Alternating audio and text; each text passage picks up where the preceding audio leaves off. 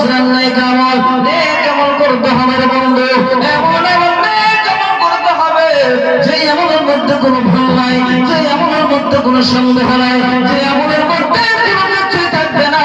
একটা আমল যদি করে সে আমলটা সরাসরি আল্লাহ রাব্বুল আলামিনের জন্য করতে হবে, বলেন সুবহানাল্লাহ। আমার ভাইয়েরা এমন এমন আমল করেছিলেন সাহাবায়ে কেরাম, এত সুন্দর আমল করেছিলেন, এই আমল করার কারণে মহান রব্বুল আলামিন নিজে রাজি ও সন্তুষ্ট হয়ে গেছে, বলেন সুবহানাল্লাহ। আমার বন্ধুগণ, আমার ভাইয়েরা একটা ঘটনা বলে শোনেন।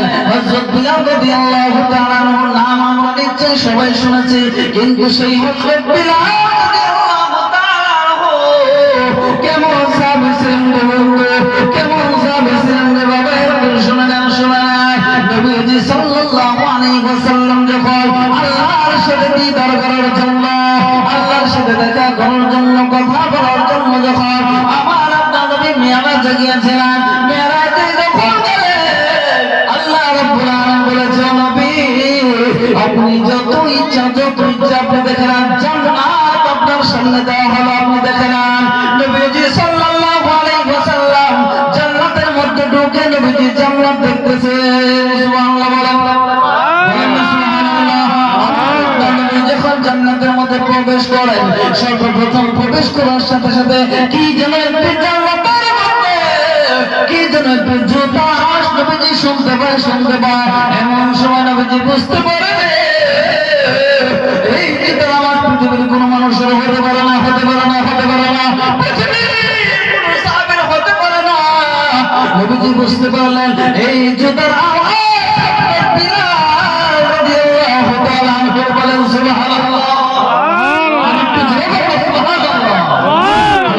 যখন জান্নাতের মধ্যে জুতার আওয়াজ শুনলেন, দুনিয়াতে যখন আসলেন হযরত বিলাল রাদিয়াল্লাহু তাআলা আনহুকে আমার আপনার নবীজি ডাক দিয়ে বলে, ও বিলাল, ইয়া বিলাল হাদিসনি বিআরজা আমালিন আমিলতাহু ফিল ইসলাম। নবীজি ডাক দিয়ে বলতে, বিলাল তুমি ইসলামের মধ্যে এমন কি আমল করেছো যে আমলটা আল্লাহ রাব্বুল আলামিন কবুল করে নিয়েছে, বলেন সুবহানাল্লাহ। আমার ভাইয়েরা ও শুনে বাবাজি, ও আমার বাবা, একটু শোনা না, শোনা না। সেই বিলাল রাদিয়াল্লাহু তাআলা আনহু নবীজি সাল্লাল্লাহু আলাইহি ওয়াসাল্লাম বলে, ও বিলাল রে ফাইন্নাহু সামি'তু দাফান আলাইকা বাইনা ইয়াদাইনা ফিল জান্নাহ। নবীজি ডাকতে বলে, বিলাল এমন এমন তুমি কি আমল করেছো, কি আমল করো